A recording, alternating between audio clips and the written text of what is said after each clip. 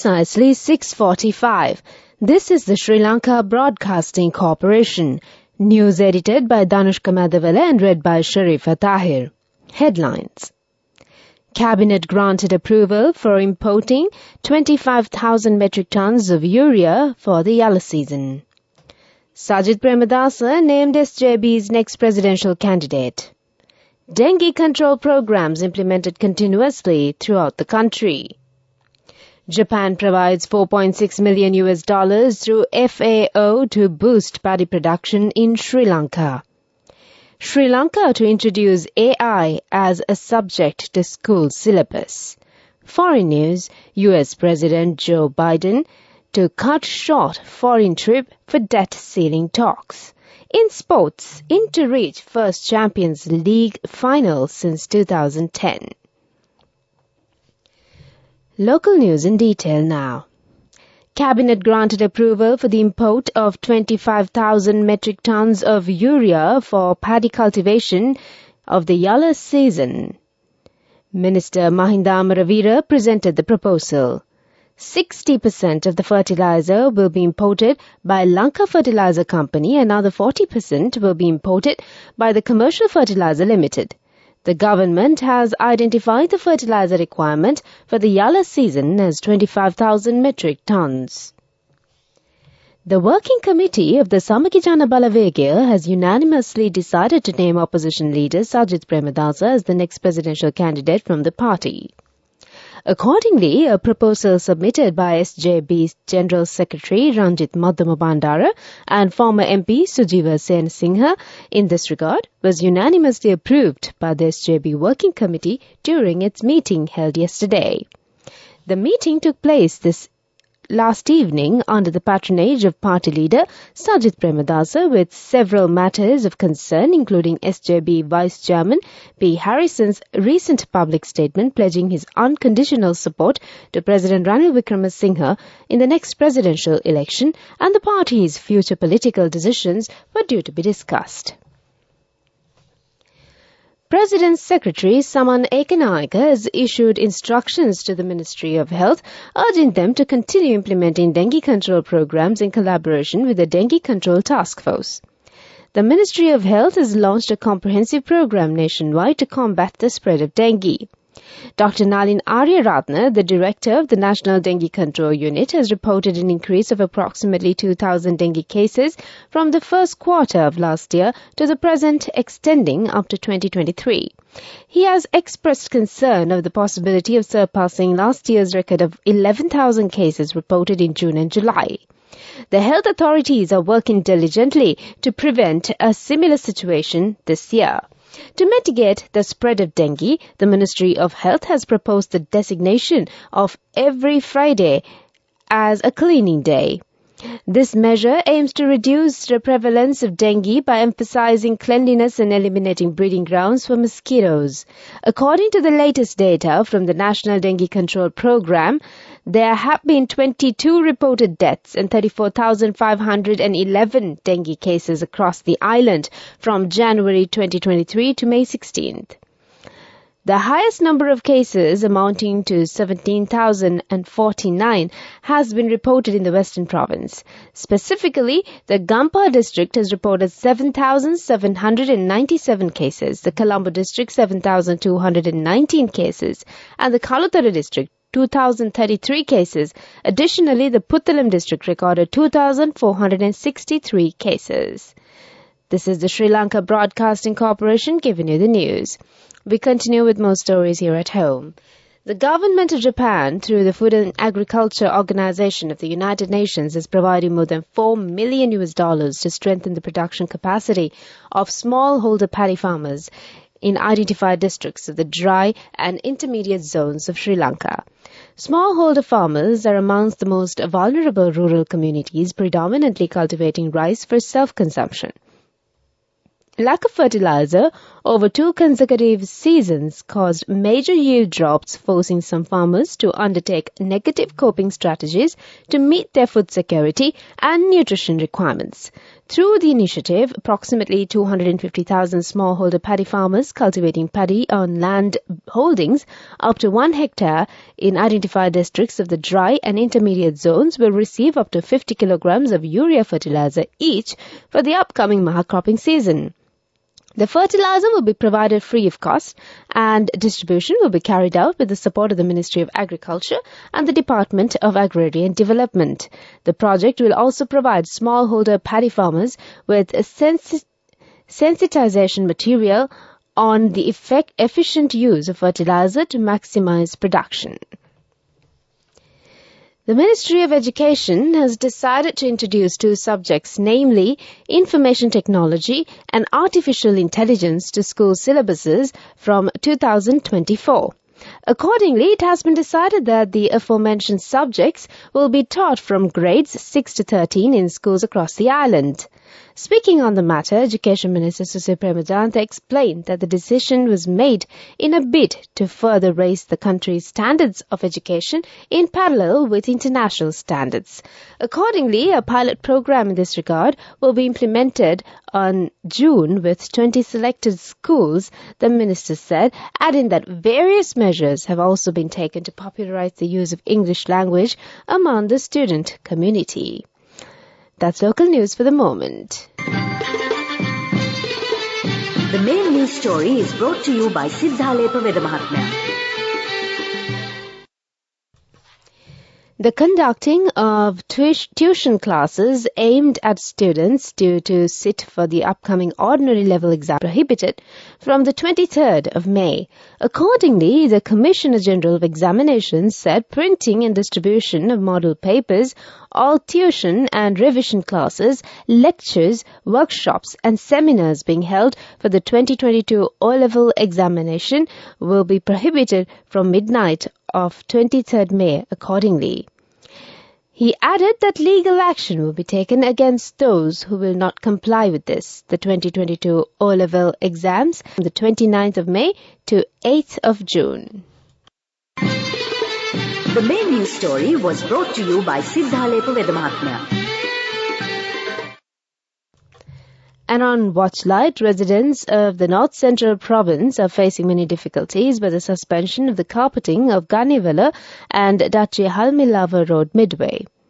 This is the main road the people use on a daily basis to conduct their business. They request the relevant authorities to take speedy measures to develop this road. That's on Watchlight. Moving on to world news headlines. U.S. President Biden to cut short foreign trip for debt ceiling talks. French resistance man breaks silence over German prisoners executed in 1944. Asante King asks British Museum to return gold to Ghana. World news in detail. President Joe Biden will cut short a trip to Asia to focus on debt ceiling negotiations back home. The White House has announced President Biden was due to fly to the G7 in Japan on Wednesday before heading to Papua New Guinea and Australia. He will now return after the summit ends to meet congressional leaders in Washington. The U.S. could default on its $31.4 trillion debt if talks fail. After the 1921 May summit in Hiroshima, Mr. Biden had been expected to travel to Papua New Guinea for talks on regional security before heading to Australia for a meeting of the Quad alongside leaders from India, Japan and Australia. Excavation work is to start soon to find the bodies of up to 40 German soldiers who were executed by the French resistance in June 1944. It follows the testimony of an ex-resistance fighter who recently broke 8 decades of silence to reveal how the Germans were shot in a wood near Meymac in central France. Edmund Revel, 98, is the last surviving member from the local branch of the FTP resistance group and personally witnessed the man's execution at a place called Le Vert. In a recorded deposition, Revere described how his detachment of 30 fighters was escorting German prisoners through a countryside east of Tille when the order came to kill them. The commander of the detachment, whose code name was Hannibal, cried like a kid when he got the order. But there was discipline in the resistance, remembered Revere. Finally, on world news, the ruler of Ghana's Asante people has asked the British museums to return gold items in its collection to his country. The Asantehene Otumfuo Osei Tutu II recently met the museum's director, Dr. Hartwig Fischer, for discussions. The museum's collection includes work taken from Asante Palace in Kumasi during the war with the British of 1874. The British Museum told it is exploring the possibility of lending items to Ghana. The Ghanaian ruler met Dr. Fischer last week after attending the coronation of King Charles. The British Museum has been under increasing pressure in recent years to return items in its collection to their countries of origin. The demands by Greece for the return of the Parthenon sculptures, often still known as Elgin marbles, are the most high-profile example in this contested debate. That's on World News. Development News. The Sri Lanka Atomic Energy Board stated in the Sectoral Oversight Committee on Energy and Transport that if all activities go as planned, the first nuclear power plant can be built in Sri Lanka by 2032 with Russian technical support. This fact was revealed when the Sectoral Oversight Committee on Energy and Transport met in Parliament recently to discuss the current status and future activities of the Atomic Energy Board. At the committee meeting chaired by the Member of Parliament, Nalaka Bandara Kottegoda, the production of skilled professionals in the field of welding and related technology in Sri Lanka was discussed at length. That's on development news. Moving on to sports news. Inter Milan reached a Champions League final for the first time in 13 years as Lautaro Martinez's goal sealed a victory over fierce rivals AC Milan at San Siro. Three-time winners Inter, who led 2-0 after the first leg, will face either Manchester City or Real Madrid in Istanbul on the 10th of June after a disciplined second-leg display ensured their progress. Heavily backed at a favourite San Siro as the designated home team, Inter were made to absorb early pressure as a determined start by Milan ensured the match began at a frenetic pace. Moving on to more sports news, Novak Djokovic criticized Cameron Norrie's behaviour after the Briton hit him with a smash while his back was turned in the Italian Open match. Djokovic reached his 17th successive Rome quarter-final with a 6-3, 6-4 win in a tetchy encounter on Tuesday. He had already been irritated by the British number one's shouts of "come on" before being hit in the ankle when he had already given up the point. Those are the things players know are not fair play, Djokovic said. And that's on sports news. Go ekak thiyana youth eකට life එකේ change එකට නියමෙට set වෙන්න ඇස් වහගෙන දැකපු හින හැබැ කරන්න youth එකට නියමෙට set වෙන friendship එක මෙන්න. The all-new NSB Ithru account, NSB IM, a plan for your dream. Business News, sponsored by National Savings Bank, the safest place for your money. The creator of advanced chatbot ChatGPT has called on U.S. lawmakers to regulate artificial intelligence. Sam Altman, the CEO of OpenAI, the company behind ChatGPT, testified before a U.S. Senate committee on Tuesday about the possibilities and pitfalls of the new technology. In a matter of months, several AI models have entered the market. Mr. Altman said a new agency should be formed to license AI companies. ChatGPT and other similar programs can create incredibly human-like answers to questions, but can also be wildly inaccurate. That's on Business News. Business News, sponsored by National Savings Bank, the safest place for your money. Go එකක් තියන youth එකට life එකේ change එකට නියමෙට set වෙන්න ඇස් වහගෙන දැකපු ගීන හැබැයි කරන්න youth එකට නියමෙට set වෙන friendship එක මෙන්න The all-new NSB Ithru account, NSB IAM, a plan for your dream. Economic news, courtesy of... For the 5th consecutive year, LOLC is awarded People's Financial Services Brand of the Year at the 2022 Slim Kantar People's Awards. As the People's Financial Services Brand of the Year, LOLC continues to place the customer first. And this has won the hearts, minds and trust of Sri Lankans, with yet another prestigious award as proof of this lasting commitment. LOLC. Imagine the possibilities.